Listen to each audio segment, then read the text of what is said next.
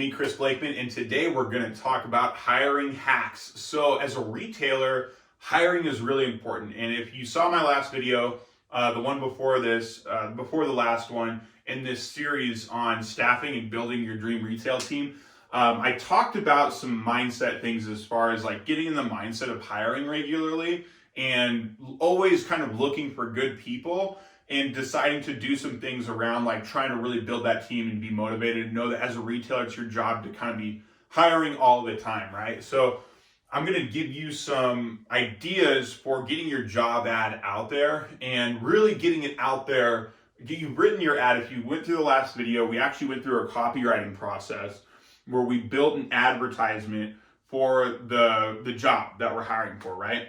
Now, if you have multiple types of jobs in the store and we've designed multiple jobs, we have multiple job descriptions, you need to write an ad for each one, okay? I know that sounds redundant or whatever, but for those of you that didn't think of this, like you need to make sure you have a job ad specifically for each job.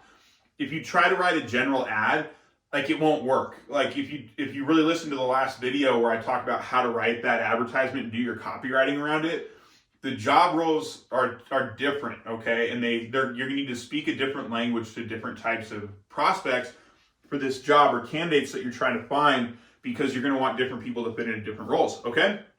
So we've got that done. If not, go back and do that now.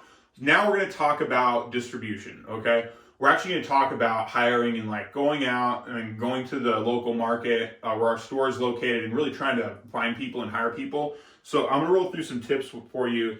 And there's a few tools that I want you to be really familiar with that worked really well for me, that are really great. And you might have some better tools. There's obviously a lot of other tools out there like this, but two things that I used as a retailer, as a business person that were great was Vistaprint and Canva, okay? Canva.com and Vistaprint.com. Now, obviously Vistaprint's a printing company. You might find better prices for certain things at different printing companies. Sometimes Vistaprint has a good price, or if you order multiple things, it's really good. Sometimes they have stuff, sometimes they don't, whatever. Find yourself a printing company where you can print custom stuff for your shop, okay? If you have like a local printing company or another printer or something you use, great, then use them. But the thing that's important is, especially with Vistaprint, is you have an interface where you can be the one that designs things and works on things, okay? That's actually really important because like with a printing company, you have to go through like a proofing process and sometimes it's harder. And like, honestly, you guys, as a retailer, your time is super valuable. Everything you do is like so impactful because the retail environment is a high impact environment, which means there's uncontrollable things that happen all day in the store. Basically the phone ringing, people coming in, there's all these X factors you can't really control. You can control for to a certain extent in your systems, but you're gonna have high amounts of inputs that you don't always know what those inputs are gonna be like. So even no matter how good your system is and how much control you have as a retailer, there's always going to be a certain amount of X factor for you, right? So that makes your time a lot more valuable as a retailer. It's not like your friends who have a 9-to-5 job that go punch in and punch out, right? As a retailer, you could be tied up all day sometimes and you just have to work in the evening or get something done. So it's, you really have to figure out what's worth your time, what's not. So the back and forth process of dealing with proofing with a printing company is kind of a pain in the butt, and it's actually costing you a lot of money, okay? So paying a few extra bucks to just have something done and shipped from Vistaprint saves you a lot of time, and you wanna start thinking like that. Like, you wanna save money anywhere you can in retail because the bills are high, the overhead's really high, and you're looking for ways to save money, but you really gotta start thinking about your time too, and being like, okay, well, maybe something costs a little bit more, but my time is worth way more than that, and I need to get that done. So I'm going to take care of it and pay like $1 extra or $5 extra or whatever. The problem I see so many retailers get into is they get in this stepping over $1 to pick up a dime mindset to the point where it really hurts your business, like in a serious way, where you basically like nickel and dime yourself out of business. And you don't want to do that as a retailer, okay? So I used to like Vistaprint because of the customization and speed. I could get everything in one place, make it happen, and ship it, and I would see it in like 3 or 4 days. It was in my store and I could use it, right? Perfect. I don't have to mess with another person or a sales guy in a printing company or like whatever. I need it. The cool thing about Canva.com is you don't have to be a graphic designer. Maybe some of you are, in addition to being a retailer, but and you use Adobe Photoshop or whatever, great, then use that software. But I like Canva a lot because it has snap to lines, there's pre-made templates, and you can customize them with your colors and your logo, all that stuff. So Canva.com is awesome, easy to use graphic design interface, super affordable. Just use it for your business. Like, it's great, especially if you're an independent retailer. So what we used to do is I would take that job ad and I would turn it into like a 5 or a 8 and 5.5. So like an 8-inch by 5.5-inch, kind of like half flyer. And I would use those flyers as bag stuffers. I would use them to go around my community. Okay, so I go around my community to senior centers, high schools, colleges, the Chamber of Commerce, workforce centers. So there's all these places in your community that have these boards, that have community boards, coffee shops. You just want to start thinking, where are the community boards at? And you don't have to go out and look in these places to see, just call them and be like, hey, do you have a community board? I'm a local business that needs to post a job. Simple as that. So pause the video and make a list. You're going to pause the video and make a list of all the places in town that have a community board or somewhere where you can post your job, basically, okay? These little half sheets. And another cool thing you could do is you do the pull tags. So you could make a flyer and just print some out. Like, just put your job ad on literally a Word document, print them out of the printer, and just make a little section on the bottom with your phone number and email. And then when they come out, cut them, and then you have these little pull tag flyers, right, that people can pull for a job. Those work great in like a college campus. They work great in like a high school environment for kids that want a job. If you just have like a pretty like low complexity position that you could put a college student into part-time, perfect. That's a great way to advertise your job for free, probably. And if they have a student center with a community board, perfect. So a lot of times you get a lot of leads this way without paying anything. Just you take your job ad and you go to your list and you say, okay, this weekend I'm going to drive around to all these places while I'm running errands, and I'm going to leave these. Just call them in advance. I recommend that you talk to a manager, whoever's in charge of this place in advance. Say, hey, is it cool if I come over there and leave this job ad up, basically? Okay, so that's the first thing is make a list. Get some of these printed up. You can have them printed up. I would just do it on Vistaprint, have them shipped over to you. Easy peasy, right? Or just make the flyer with the pull tag. That's a great option as well. It worked really well for me as far as hiring people. I'm just looking at my list here. And so another thing you want to do is use email, okay? Like, use email marketing. I highly recommend Aweber because Aweber is really low cost as an email marketing service. It's actually really basic to use. It's simple to use. I think it's probably like one of the lowest cost solutions in the industry of like email marketing. It has tons of integrations and automations for auto tagging, autoresponder sequence, tagging people for actions they take within a sequence. There's a lot of other extra stuff that they have. And Aweber integrates with Canva seamlessly. It's really cool. Inside of an email, you click this Canva button, and your Canva account that you're logged into, your account opens up, and you can bring your designs right into an email, okay? In my opinion, that's a huge bonus, right? Just because, like I said, your time is really worthwhile. So these tools I'm kind of throwing out there, I might have some links. I'll get some links up in my blog. So you can go back to the blog and check these tools out. But that's what I recommend. If you have like MailChimp, Constant Contact, those are great too. Whatever you use, it's great. Email out your base. Send email marketing out to your base. And the thing about this is, don't mix your message, okay? I see so many poor quality emails that get sent out that are just like this long scrolling email with just tons of stuff that goes out. And like, if you actually look at the statistics, some email companies actually have really cool mapping tools where you can actually see where people clicked, exactly like what they clicked. and you just see it drops off at a certain point. People just stop scrolling or whatever, and the stuff below a certain point just doesn't get clicked. Usually it's the top of fold that actually gets paid attention to, and usually it's only like anywhere from 1% to like 5% that actually click on things, that open your email. So even if your email open rate's like a 10% or a 20%, usually only 1 to 5% of those people are actually going to click on your links, okay? So when you're sending out emails with like multiple calls to actions, it's not good email marketing. It's bad email marketing. I can tell you that with absolute certainty because I have practiced it for long enough, and I have retail clients that I help with this, and we have really optimized their stuff, so it's very effective. We do a really good job with email marketing with our clients. So I digress. Send out an email with your job ad on the email standalone. Subject line is "we're hiring," right? Or make it very obvious that it's like update, we are hiring, or XYZ retail store hiring now, okay? And just send that out there and get it out to your customer base, because a lot of times your customers come back to you with referrals. A lot of times it's not like your customers that end up working for you, but someone they know, or like a family member of theirs or something like that. And I would recommend you incentivize them for that and say, hey, thanks for doing that. Here's a gift certificate.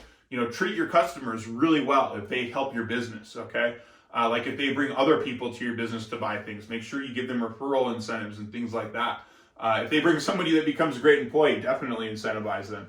But basically, send out some email marketing, okay? Now, you need to send out some personal emails as well. Email marketing comes out of a system where you're going to get a certain percentage of open rates, click-throughs.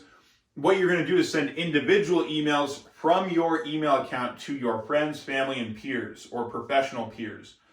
And why that's different is because the servers will treat those messages differently. Your friends and family might not even see your marketing. It might go right into their spam or promo.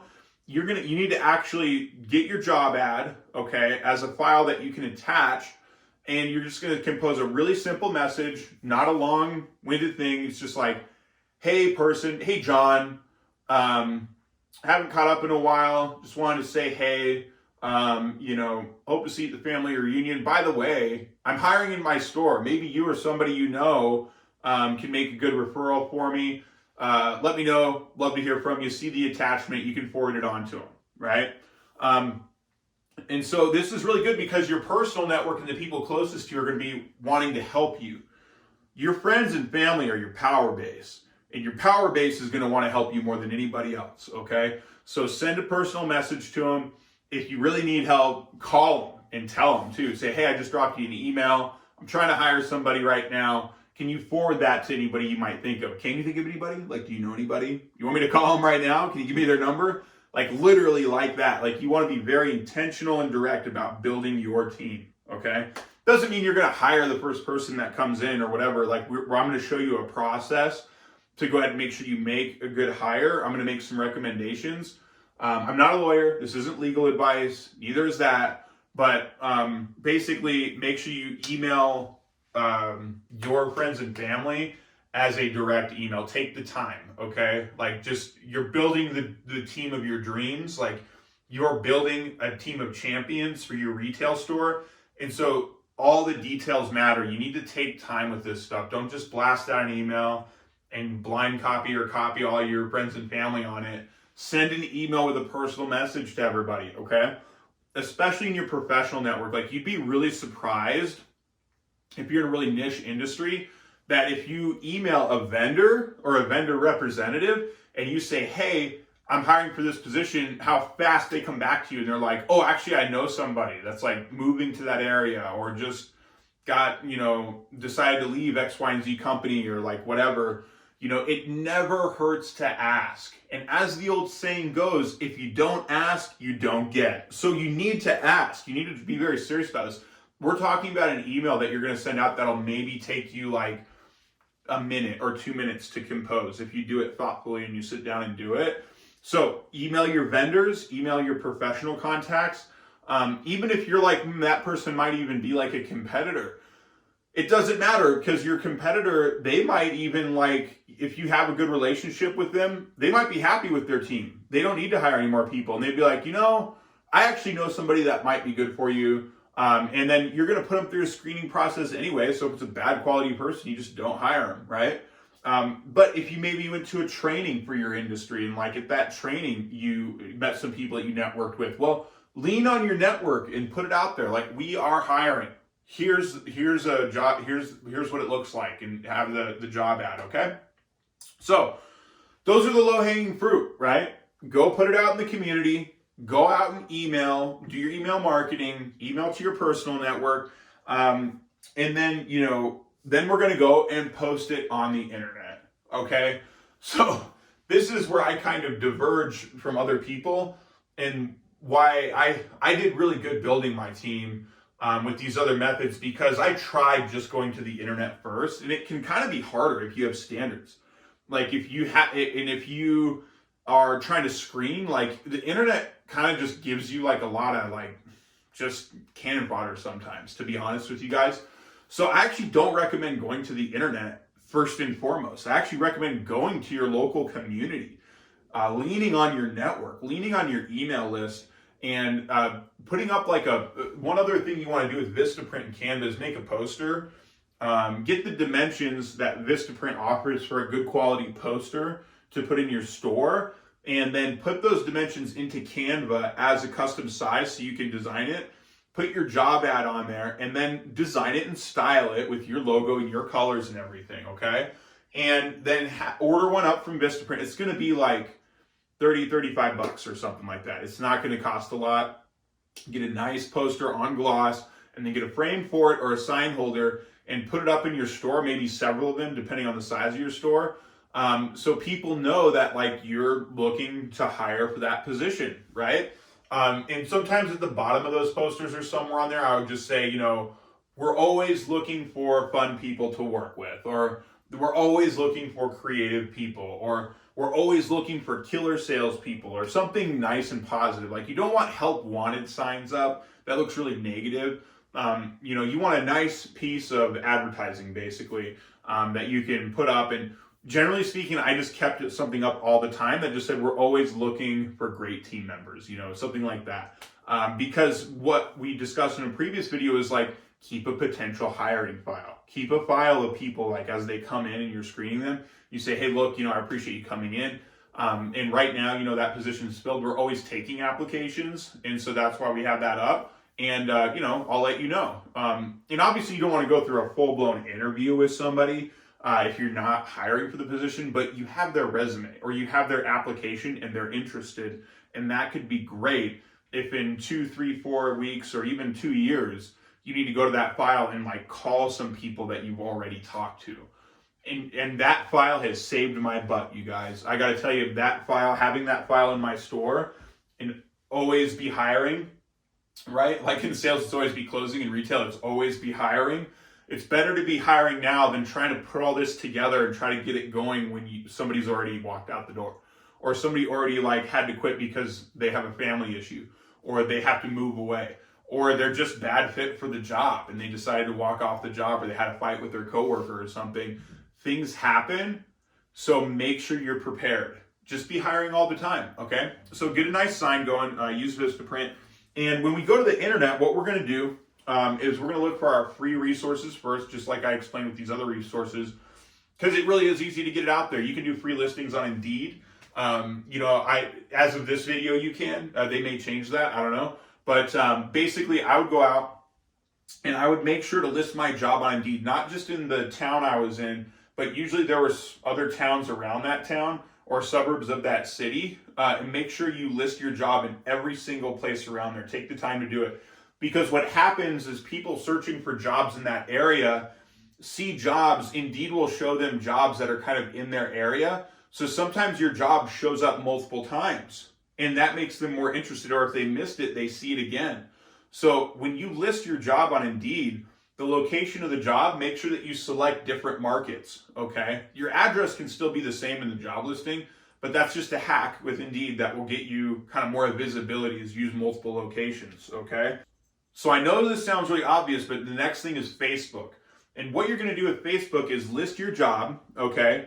And make sure that on your business page, you have your primary roles listed, okay? You're going to list the job ad, your your advertisement that we wrote in the last video, and we're going to have that up on Facebook all the time. Now, it doesn't mean that, we're going to be advertising it all the time, but when the time comes, you can then turn on ad spend and you can boost that job up, okay? And when you do that, you get really good results locally. Usually you're going to get applications pretty quickly with Facebook without spending a lot of money at all. And sometimes if you're good about posting organic content and you're engaged in your Facebook page, which I have a whole other training on to talk about with you guys, basically when you post the job ad, sometimes you'll get traction right away, okay? But the key is to share that post into local groups using your personal profile. So using your personal profile on Facebook, some groups don't allow it, some do, so make sure you check and see. But what you can do is there's usually local groups, closed Facebook groups and public Facebook groups in your local area that you want to be a part of. Those are actually like your communities too. Honestly, they're a really good resource for you as a local retailer to be a part of those communities and to be like talking about your store, promoting your store in those communities, as long as those communities are cool with it. So sometimes it's really obvious because it'll say it's like help wanted, for like Denver or something, or like help wanted Oklahoma or something like that, And so you want to go and post your job in all those communities like right away in Facebook. But like if it's kind of like garage sale, yard sale kind of group or something like that, sometimes I'd shoot the administrator. You can see who the admin of the group is. I would shoot them a message and I'd say, hey, I'm a local business. Is it cool if I post this job ad in here? Or will you post this and pin it for me? And sometimes they would. They'd be like, yeah, I love to help local businesses. And they'd post my job ad and they'd pin it to the top of the group page. And I'd ask them to pin it if that was cool. And then I'd say like, if not, I totally understand and it's totally cool. Because the thing about it, you guys, is like you don't want to go and like spam a group of people in your local community. Like that looks really bad. It's really bad optics for your store. You want to make sure they're totally cool with it. If not, move on to another group. Just find another closed group. There's usually a lot of them in your community. And sometimes like, if there's like a dog lovers group in your pet store, well, that's perfect. Sometimes there's groups that are like a perfect fit. So like I'll give you guys an example. When I was selling sewing machines and I had sewing machine retail stores, I would post jobs, or I would basically type up my job ad. Like if I couldn't, some groups don't allow you to post links or like images. So I would go in and I would like type up my job. Once I knew it was cool, I would go in and type in my job ad as a post and I would post it in the group. And basically I would say, hey, give me a call if you're interested. And I would actually post my phone number in there. Now, if it's a bigger group and there's kind of sketchy people, maybe you don't want to post your phone number. Sometimes I would say direct message me here on Facebook. And then you have to look at your messages, because if they send you a message, sometimes it goes to the spam message. You don't see it in your instant messenger. You have to like look at like message requests because they might not be in your friend network, right? And the cool thing about Facebook is then you can see who they are when they like hit you up for a job. Like right away, you'll see what their name is, what their Facebook profile looks like, all that stuff, which is really beneficial if you're making, if you're going into this process, right? So basically, what you want to do is go ahead and post your job on Facebook, right? Post it on your business page, spread the word locally using community groups. Heck, even post it on your personal profile. You never know what you're going to get. I've had really good luck sourcing people just with organic Facebook marketing is what that's called. It's organic. It's just you beating the streets, right? I'm hiring. This is what the job is. Who's interested, or do you know someone that's interested? And a lot of times in those groups too, I would get responses where people would message me directly and they would say, hey, I'm not interested, but my brother is, or my sister is, or something like that. I'd be like, great, send them down to my store. I'd say, send them down to my store, or even here's my cell phone number. If I felt good about it, call me, or should I call them, or whatever. I would be very intentional about making the connection happen, right? We want to be really intentional. So when it comes to really actually like spending money, you guys, at this point, like you should be pretty clear on like what the job is, what your advertisement looks like, what the copywriting is. And you're like, if you really need to hire and it's time to spend some money, do all of the other things first, because it's actually going to help you understand the actual advertising process better. First thing is like boost that job on Facebook through the business page if you're local. and your brick and mortar store is like a local store in that community, you get really good. When I tested it against Indeed and ZipRecruiter, my money went a lot further doing that. Just honestly, at the time of this recording, it could be different in the future. But generally speaking, like my ad dollars advertising a job locally with Facebook just went a lot further. It was a lot better, okay? But then, yeah, so allocate a budget. So I recommend actually setting up a budget and saying, okay, what do I want to spend to advertise this job? Like what's going to, what are we going to do? And so then I would break those ad dollars off into different platforms where I was listing the job for free already. So like go to Indeed and I would spend a certain chunk of the money there. Go to Facebook, spend a certain chunk of the money there. And I had a ZipRecruiter account at one point, so I'd go to ZipRecruiter, spend some money there, right? And I didn't like to not have like an array of places or platforms where I could work on things, because then I could see my results across platforms and I could see kind of like what was on what platform. And the really interesting thing is sometimes in a local community, you actually see the same people on different platforms. And that's really interesting. If you can look at them on different platforms, actually.